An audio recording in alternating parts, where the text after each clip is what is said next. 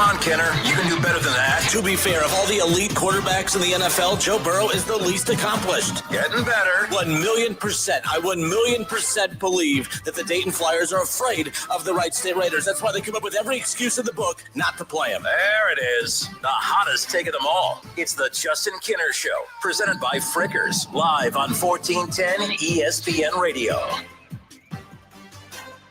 All right, everybody, welcome in. Happy Friday. The Justin Kenner Show presented by Frickers. Frickers, your home for fun food, sports, and spirits. We're wrapping up the week. We're basically wrapping up the month. July is going to be here before you know it. NFL camps will be here before you know it. We're 2 months away from Ohio State college football. I mean, we're starting to maybe gear down but ramp up at the same time. I know it's the dog days of summer right now, especially in the world of sports talk, but luckily the Cincinnati Reds have given us plenty to talk about, to be excited about, and we'll talk Reds to open up. I do want to jump into the Dayton Flyers, talk a little college hoops coming up around the corner. Last night, Kobe Brea was drafted in the second round of the NBA draft, and we're going to talk about, how that, kind of fans back to Dayton and the positive look that it obviously puts on the Dayton Flyers. But I will say the unfortunate thing for Anthony Grant and the Flyers is that, like, their biggest accomplishments over the last 8 years also highlight their biggest downfall, which is the fact that they've had all this talent and really not a whole hell of a lot to show for it. And we'll get to that coming up, because it's pretty wild that Anthony Grant, heading into year 9? I mean, he's been around a minute. Neil Sullivan, the athletic director for the Dayton Flyers, addressed the media, or did an interview, I should say, with beat writer for the Flyers, David Jablonski, with Dayton Daily News. And there's some interesting takeaways from that article that we'll dive into, because it ties into the draft last night. Kobe Brea, although wasn't a Flyer when he was drafted as a Kentucky Wildcat. Obviously, full package as far as his development starting here at Dayton. So we'll get into all that coming up. Yesterday, we had the Hall of Famer Hal McCoy on the show, and got a chance to just catch up with him and talk about all things Reds. Obviously, the Reds are at the 81 game point of the season, which is exactly the 50% mark of the year all the way through, right?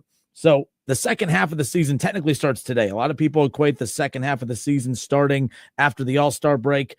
I don't. This is game 82. We're on the back half now of the season. It's kind of crazy. I feel like the season just started. I also feel like this has been a very long and draining season. And if it's long and draining to us fans, I can't imagine what it's doing to Terry Francona and the players on this roster. But that's where we're at. And luckily, they're playing much better baseball. We've spent so much time on the Reds. We will continue to spend time on the Reds.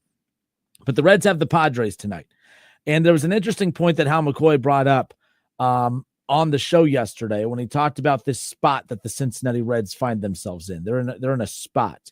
What is that spot necessarily? You look at the fact that the Reds are 42-39, 3 games above 500. They've won 5 of their last 6 series. They are 6 games back in the division. They trail the Chicago Cubs by 6 games, in the Central, obviously.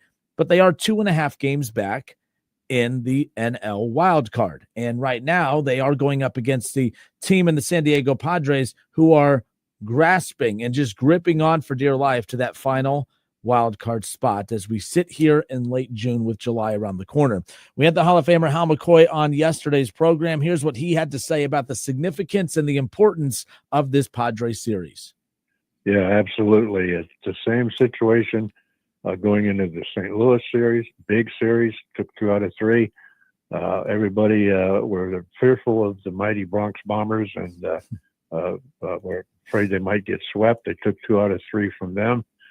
Now the Padres come in, and the Padres are an outstanding baseball team. They are a little bit under the radar because they're playing in the National League West with the Dodgers and the Giants and the Diamondbacks, all very, very good teams. So they, like I say, they're a little bit under the radar, but they are an excellent team. Great pitching.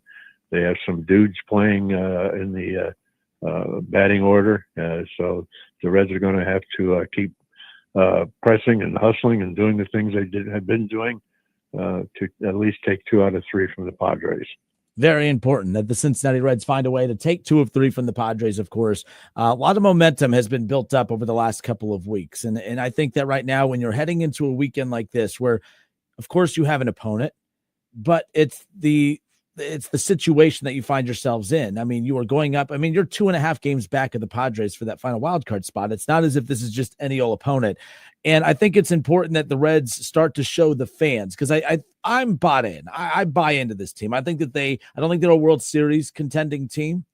At least as constructed right now. Obviously, this team gets healthy and you make a move or two at the deadline, maybe I'll view it differently, although it's going to take a lot, because it's going to take so much for me to view them, to put them in the category of the Los Angeles Dodgers. But the reality is, if we're talking about a team in the Padres that is not far off from the Dodgers, and the Reds are not far off from the Padres, it's not as if this gap is as wide as what everyone's making it out to be. The Reds, when I heard Al McCoy say that the Reds find themselves in a similar situation as they have recently, of course, going back to that Cardinal series and others, it hasn't just been recently. It's been all season. If you go back, there was a stretch where the Reds had swept the Pirates, and then they had won their 4th straight by taking game 1 against the Mariners, and then they would go on to lose the final 2 games against the Mariners, right? And they weren't able to capitalize on that momentum. Then they head to Baltimore, and they take 2 or 3 from Baltimore. They get you to buy in. Okay, so now they swept the Pirates. All right, they did drop 2 or 3 against the Orioles, of course, or against Seattle, but then they take 2 of 3 from Baltimore in Baltimore. And then how do they follow that up? Well, they go on to lose 2 or 3 against the Marlins in Miami. And it's just the Marlins and Rockies are 2 of the worst teams, are the 2 worst teams in baseball. Now, they followed up dropping 2 or 3 against the Marlins in Miami by coming in, winning that final game against the Marlins to avoid getting swept, and then winning 3 straight at Colorado to sweep a very bad Rockies team. That's 4 straight wins. They win their 5th straight by, of course, taking game 1 against the St. Louis Cardinals. And you think, my goodness, they're back, and they're doing it against a division opponent on top of it.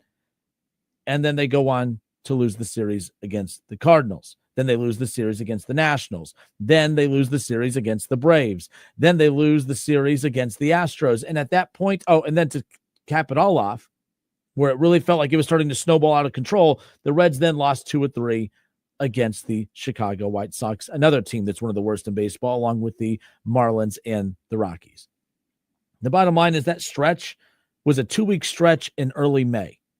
And I had given up on this team in early May. And every time there was an opportunity for them to capitalize on some of this momentum, they let it slip through their fingers. Now, of course, they rebound again. They avoid the sweep against the White Sox by winning game 3. They go on to win all 3 at home against Cleveland. They win game 1 against the Pirates. And you think, okay, so now you have Hunter Green, who's about to come back off the IL stint for the first time in May, right? You had yet to play the Cubs.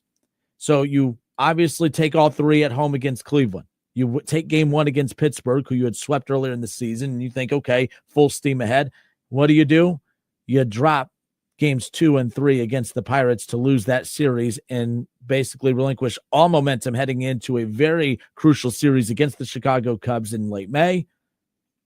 There was supposed to be momentum built off that Pirates series because you were getting Hunter Green back. Hunter Green made his return against the Chicago Cubs. It was supposed to show the Cubs and the baseball world that the Reds belonged.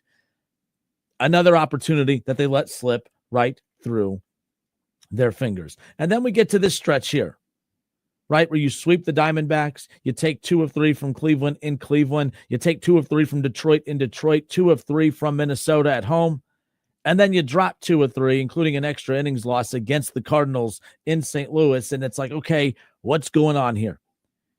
Thought they were about to get swept. They take game 3, and then they take 2 or 3 from the Yankees. Off day yesterday, and now an opportunity with winning 5 of their last 6 series, going up against a team like the Padres, and what I deem to be must win. Not like must win is, oh my gosh, there's just no chance in hell they're going to make the playoffs if they lose this series. The biggest thing that I think that the Reds are going to lose if they lose this series at home against the Padres, they're going to lose. If they lose this series against the Padres, they're going to lose a lot. Most importantly, they're going to lose major ground in the wild card. You're 2.5 games back of the Padres. You are right there. You are in the playoff hunt. And losing 2 or 3 or all 3 doesn't necessarily eliminate you from playoff contention, but it is going to probably rock your foundation of confidence a little bit because you're going to realize, okay, we're not the Padres. We're not any of these teams. We've already lost to the Cardinals, who are fighting for that final wild card spot. And now we potentially lose 2 or 3, if not all 3, against the San Diego Padres. You lose this game, you lose a sense of self-identity a little bit in regards to the confidence and who you are as a team and where you're going to be competing at for the rest of the year. And then on top of that, you're going to lose me. You're going to lose a lot of the confidence of the fan base. There's a lot of negative Reds fans. I can't talk you off the ledge. This team has put you on the ledge. I can't talk you off. The only organization that could talk you off that ledge is the Cincinnati Reds, and it starts tonight with Nick Martinez on the mound, game 1 against the Padres. The Reds take 2 of 3, if not sweep the Padres. How cool would that be? If they at least take 2 of 3 and win this series before they hit the road to head to Boston, then you got 3 with Philly after that, and then you close out the first or the pre-All-Star half of the season, if you will, with 7 straight games at home, 3 against the Marlins and 4 against the Rockies. This is an opportunity to not just close ground between them and the Padres holding that final wildcard spot, but possibly get into that final wild card spot, go up against a vulnerable Boston Red Sox team, go up against a competitive Philadelphia team, and then run in full steam ahead, all confidence into the All-Star break with 7 straight games against the Marlins and Rockies. This is a great opportunity for the Reds to take advantage of and capitalize here. We'll see if they are able to get that done. I'm Justin Kinner. It's the Justin Kinner Show. Presented by Frickers. Frickers, your home for fun food, sports, and spirits. Reds and Padres game 1 tonight, 7:10, the first pitch, 6:40 pregame coverage will begin right here on 1410 ESPN Radio. We have more Reds talk that we'll dive into coming up around the corner, but let's talk a little Dayton Flyers. Kobe Brea, although not a Flyer, a Kentucky Wildcat, a former Flyer that is, got drafted in the second round last night. We'll discuss that next.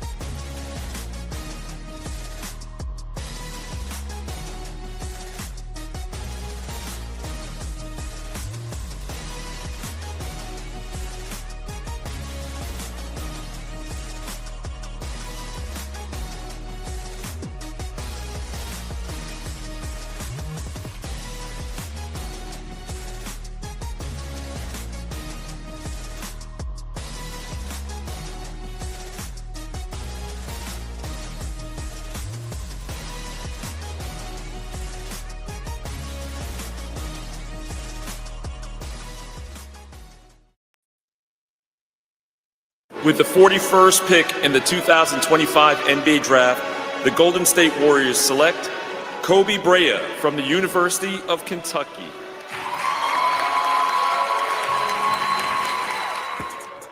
All right, how about that last night? Kobe Brea, former Dayton Flyer, obviously spent his last season of eligibility with the Kentucky Wildcats last year over in the SEC. But the former Flyer gets drafted in the second round by the Golden State Warriors, however, was ultimately traded to the Phoenix Suns. Another cool little local tie-in here. Obviously, Kobe Brea, former Flyer, he goes and gets traded to a team with, another former Flyer, technically. The Suns general manager, okay, is former UD basketball coach Brian Gregory.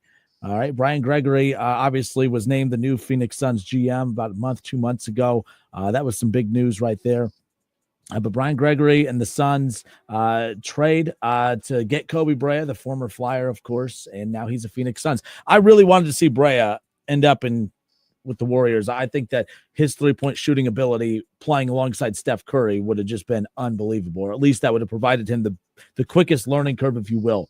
Because obviously when Curry's on the floor, he's going to garner all that attention, and having a deadly shooter like Brea next to him, I think would have been pretty cool. He would have been a poor man's Klay Thompson, of course, but could develop. You never know. Look, we know Brea can shoot the basketball. I just think it all comes down to, his ability to get open. Is he going to be able to not really create for himself, but it's all about getting open and just being able to constantly move and stuff that we didn't get to see from him at Dayton because of the style of play in which Anthony Grant coaches. It drives me up the wall. I mean, I'm very fascinated to see what ultimately happens with Brea in this situation, because way too many times, when Anthony Grant let Obi Toppin get out and run, and not just it's not that he let him. Anthony Grant's offense was a run and gun that year that you had, obviously, Obi Toppin here, and we saw how fun that team was. And then the team just kind of stiffened up. And Anthony Grant's offensive efficiency numbers are just some of the worst in all of college basketball. It's tough to watch. I think Dayton's an ugly watch. I really do. I think that Dayton during the Anthony Grant era, everyone's talking about and highlighting the amazing accomplishments of Anthony Grant, putting 4 guys in the league. All right. When you think about, obviously, Obi Toppin, obviously you get Tumani Kamara, Deron Holmes, and now obviously Kobe Brea, although he's drafted as a Kentucky Wildcat, but a good chunk of his career in time as a college basketball player was developed here in Dayton, with Anthony Grant. But to me, it's amazing how you look at Tumani Kamara, who, when he got drafted, I was like, I mean, obviously, I'm not an NBA scout. I can't sit here and say he's for sure going to be a great NBA talent or not. But we saw it when the NBA Summer League started, when you got to watch some of those scrimmages kind of go on, and watching Tumani Kamara sprint up and down the floor and become a playmaker, and look at the tremendous NBA player that he's developed and turned himself into. The fact that Anthony Grant's a former NBA coach and continues to restrict these guys in their movements, it absolutely baffles me, because look at how great I don't get how you had Tumani Kamara and couldn't get to the damn tournament or win a game with him.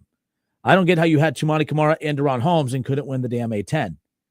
I'm a do more with less guy. I always respect programs who do more with less. I respect individuals who do more with less. I respect people who come from nothing and do something with themselves. I respect people who maximize what they have. What I don't respect and what I don't care for and what I don't appreciate, and I don't think you guys should either, is the do less with more people. And I think Anthony Grant is probably the face of the do less with more movement. People could say, well, Kenner, you always have an axe to grind with Anthony Grant and the Flyers. Maybe, if that's what you want to say. I don't really, if that's how you guys want to chalk this up, then fine. But what am I saying that's wrong? People keep bringing up, oh my gosh, Anthony Grant needs to be really praised for the job he has done, putting Obi Toppin and Tumani Kamara, Deron Holmes. Deron Holmes was going to the NBA, whether he went to Dayton or Duke. Okay. Obi Toppin, that was a hell of a storyline, a hell of a development right there. Tumani Kamara was a hell of a talent coming up. These guys were going to the NBA, whether they played at Dayton or went to a bigger high major school. I'm not taking that necessarily away from Dayton, but let's not act like these guys were scrubs that were molded into this NBA talent. Obi always had the talent. These guys always had the talent. Obi was overlooked. But I'm not going to sit here and say these guys are only in the league because of Anthony Grant. But at the same time, you had 4 legitimate NBA talents that all overlapped. I mean, Obi was kind of that 2020 class, but over the last couple of years, when you had Deron Holmes and Kobe Brea and Tumani Kamara, 3 NBA guys, we're going to look back and look at these rosters and realize that those 3 overlapped, and realize that what did they accomplish? Nothing. Not a dang thing. I respect the do more with less people. I respect the do more with less programs. That is why, and I'm not being hypocritical here. I'm not even, you guys are saying I'm just hating on the Flyers. I am not. The one reason I was been so critical of Ohio State football over the years is because even though they've won a national championship in 3 straight decades, they did it in the 2000s, 2010s, and now the 2020s.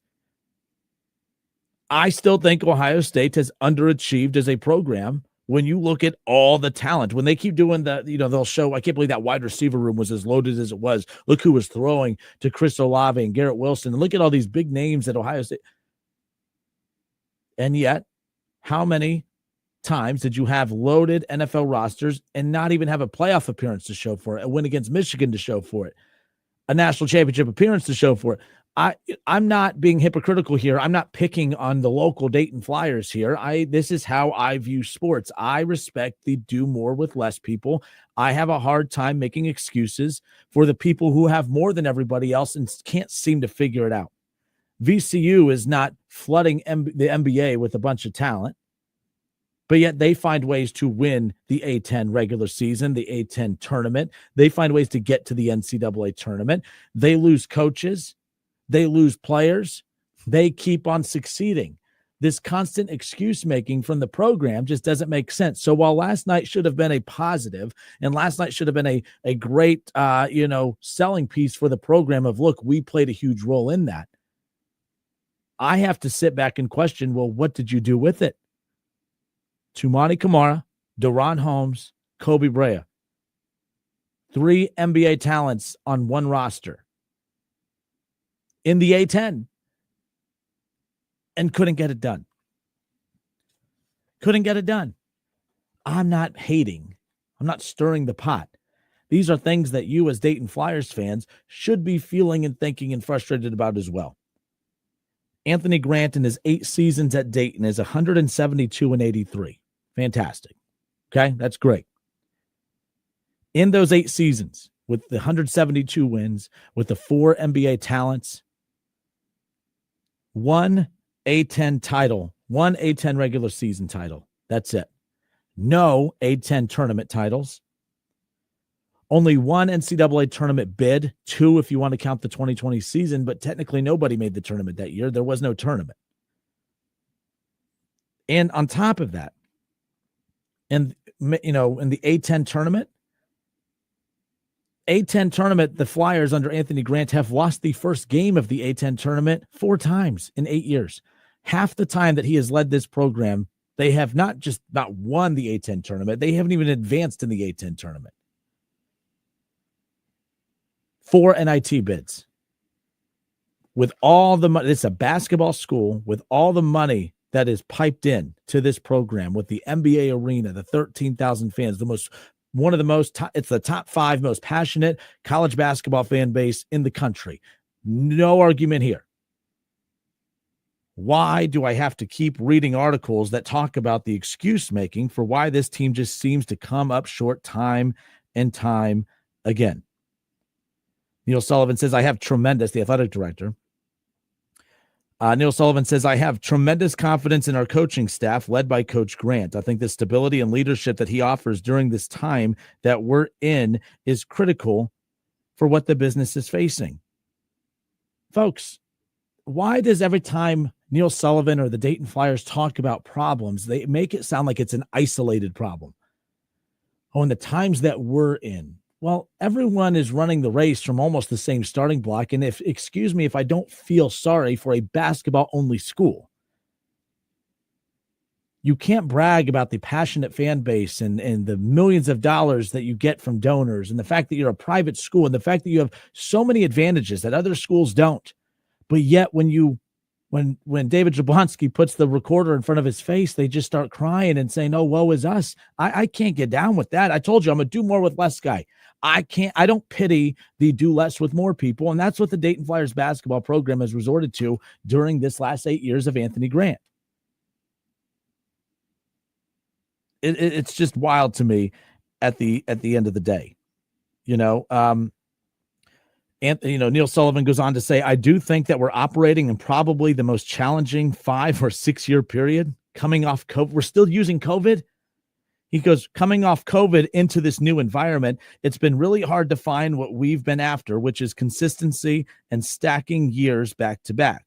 the new model kind of creates some roster chaos, and the consistency for us and for a lot of others has proven elusive.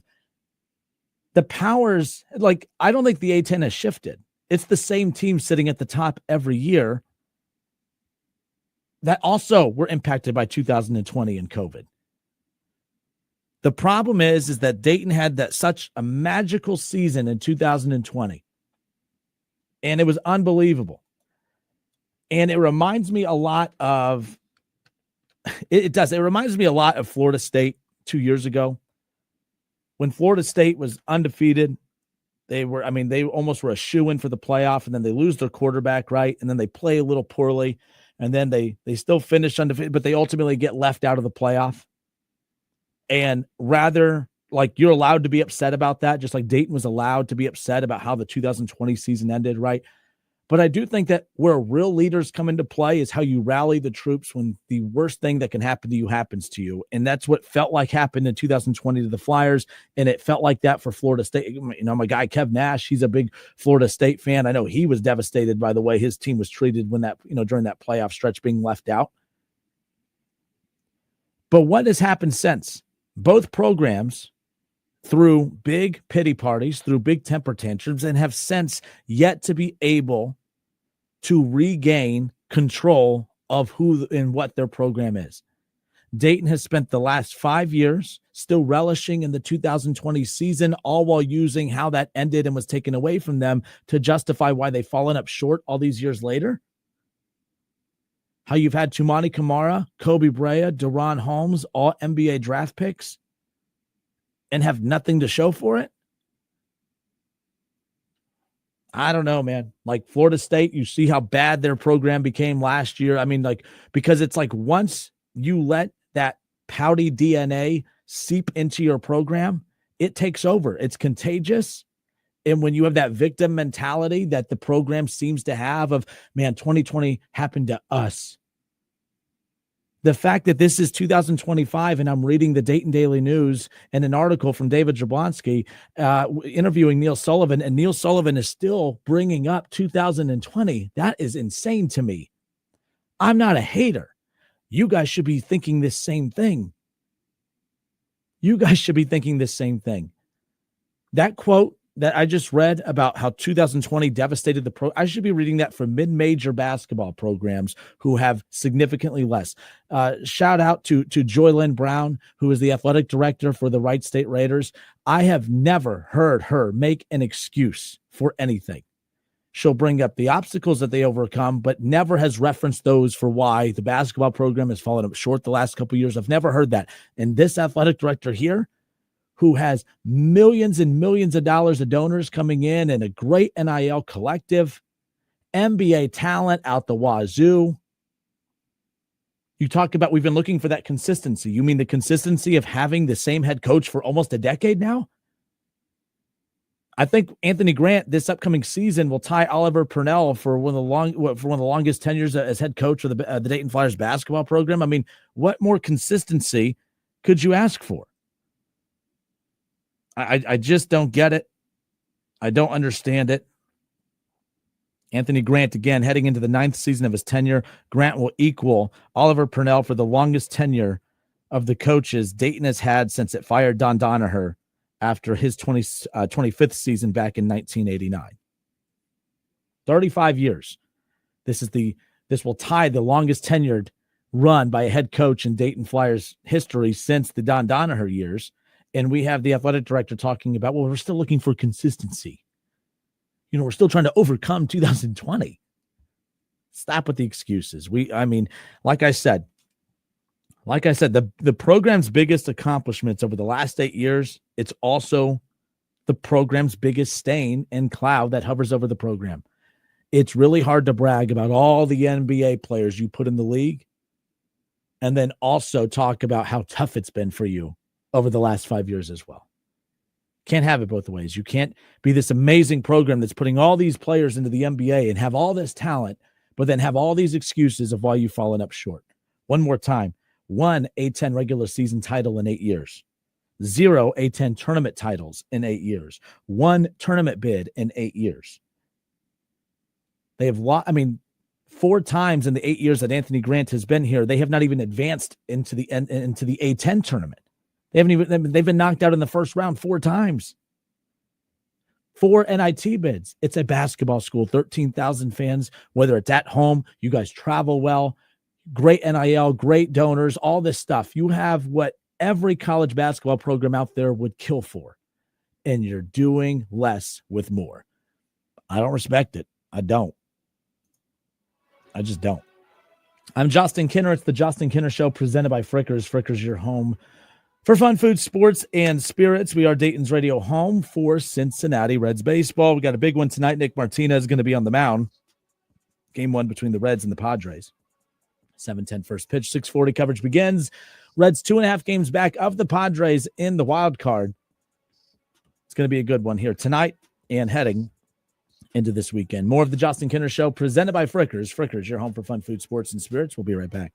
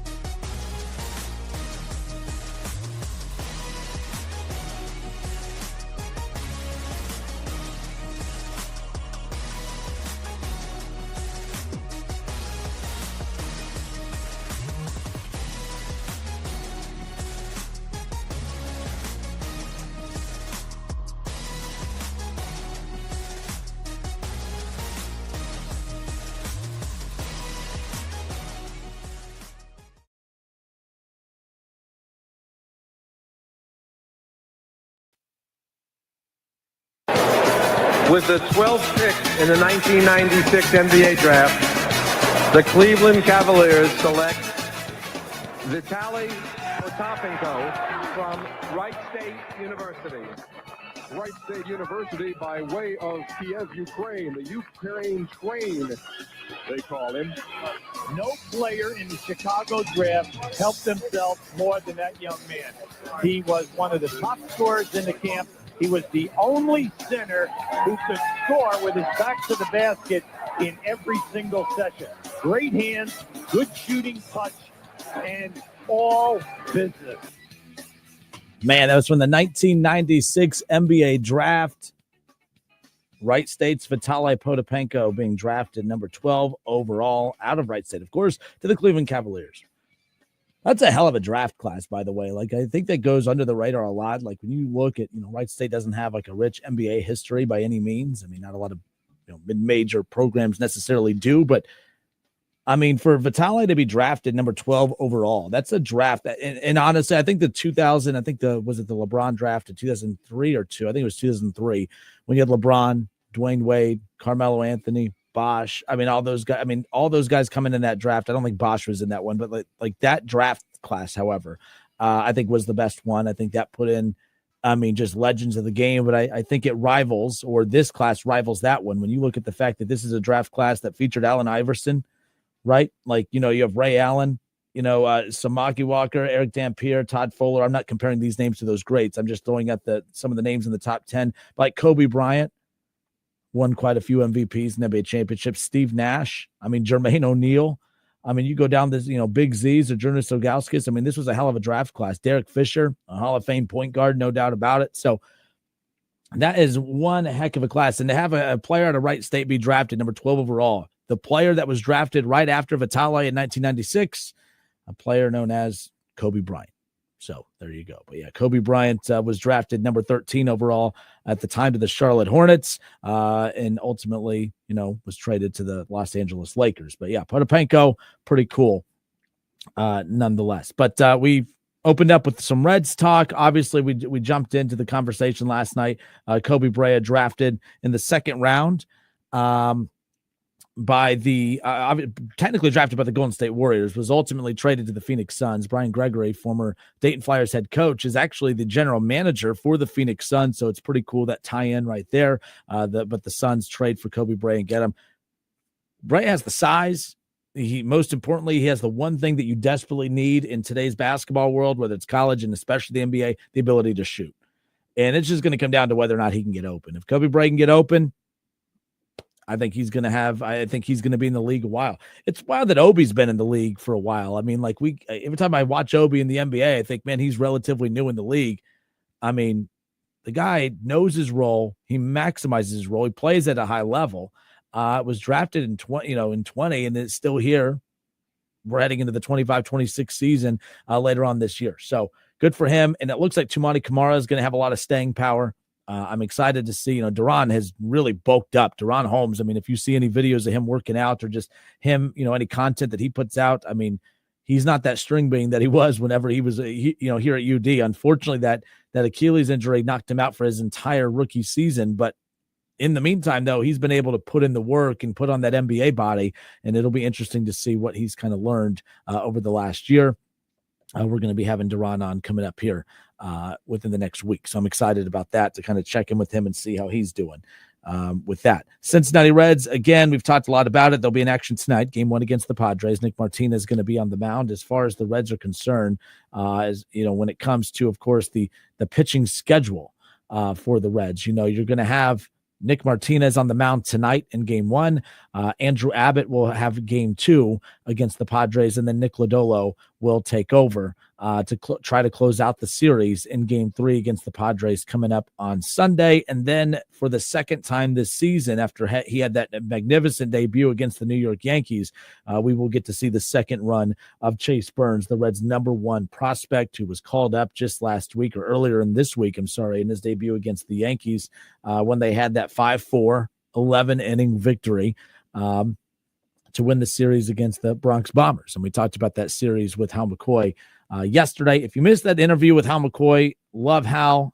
He's been coming on even when Martin Neal was doing the show before me.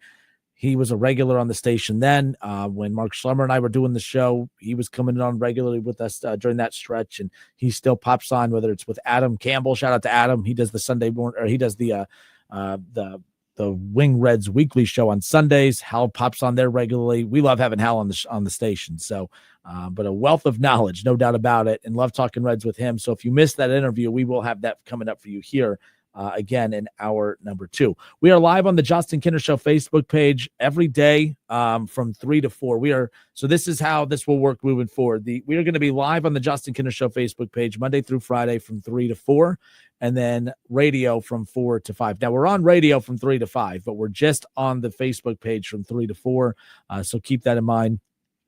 For those who do watch us there, we do appreciate that. I appreciate it. You can interact, leave your comments and opinions in the comment section, and I'll interact with you that way. I do apologize. I feel like the show, we've had some positive momentum. I haven't got yelled at by you guys in a while. I know I upset some of you. I was getting some messages during the break about my Dayton Flyers take. I don't understand what I'll never understand. And I went through this with Ohio State fans as well.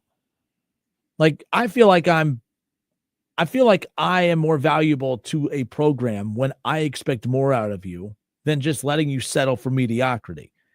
You know, I would always argue with Ohio State fans who would get mad at me and say how negative I was, and that, you know, we're a Buckeye affiliate, and how can I sit there and bash the Buckeyes? I'm like, I don't bash the Buckeyes. I criticize the Buckeyes. There's a difference. You know, bashing the Buckeyes would be Ryan Day winning a national championship, which he did, and then still calling for his job. Now you're just being a hater and a troll. And that's trolling. That's hating.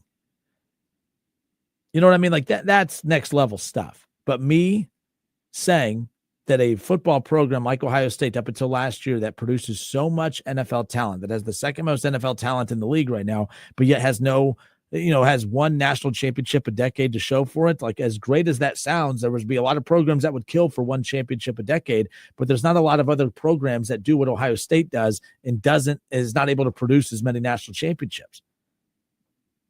I expect more. Alabama's won multiple championships in a decade. Hell, Clemson did it in a decade. I don't think it was too much of me to ask of Ohio State to do that. I bring this up to give me a little credibility here when I'm bashing your team, the Dayton Flyers, because I don't look at it as bashing them. I look at it as they have so many resources. They have so much money, so many fans, so much talent, and they don't have anything to show for it. Well, Kinner, they won a tournament game 2 years ago. So that's the hill you're going to die on. 4 NBA talents.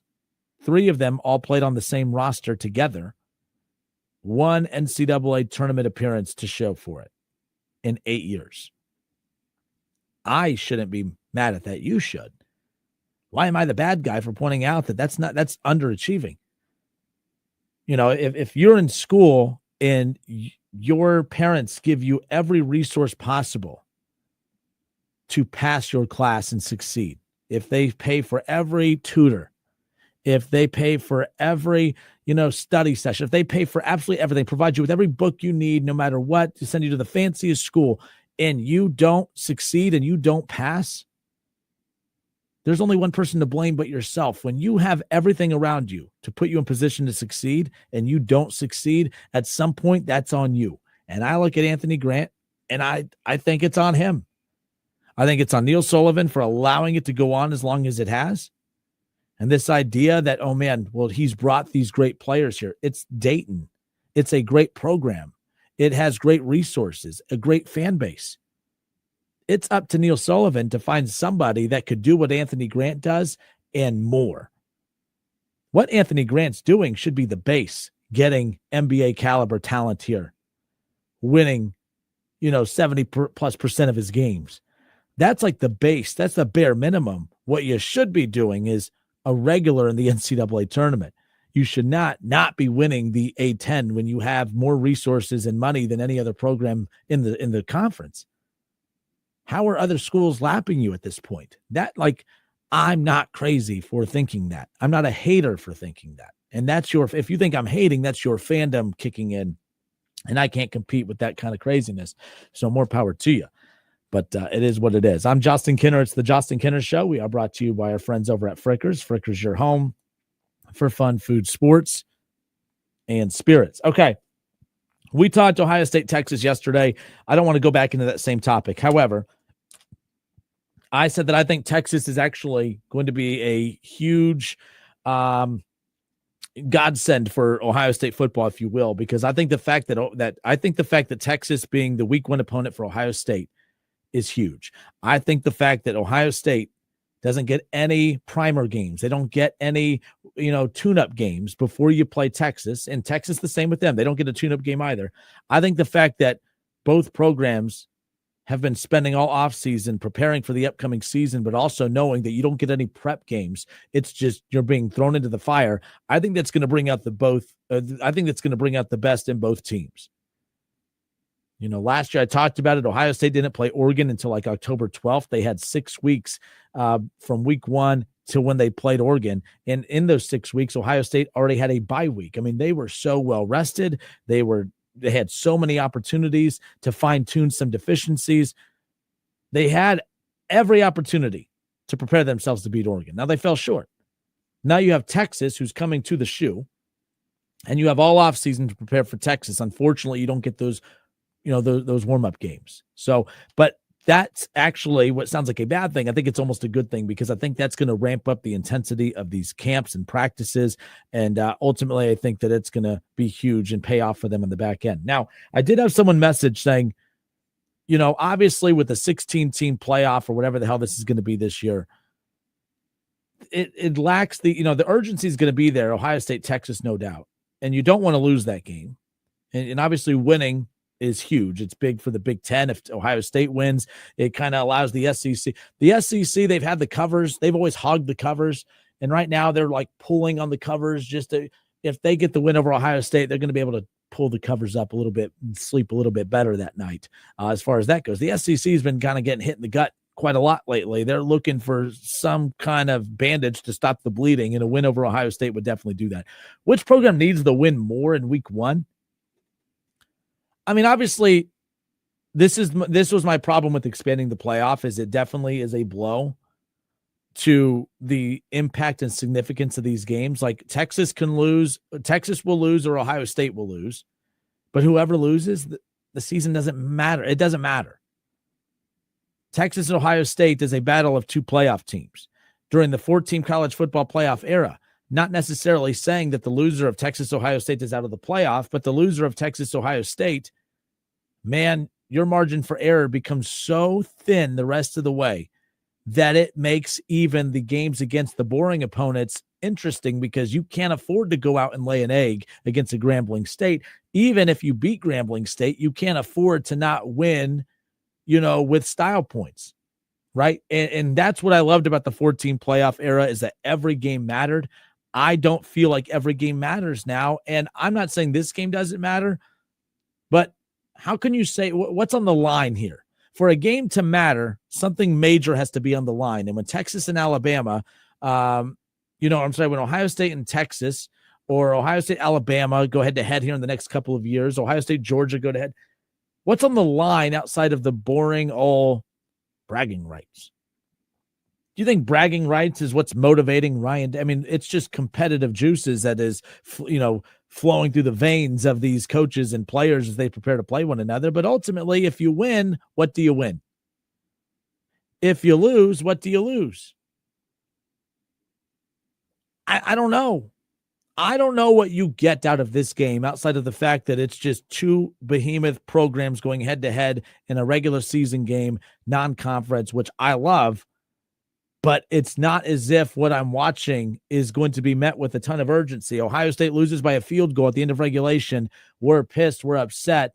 But we also know that Ohio State's just going to start just mowing through their schedule and beating down Grambling State in Ohio and all the other teams, the bad teams they have on this schedule. I mean, they have Penn State and Michigan. Texas, Penn State, Michigan. That's it.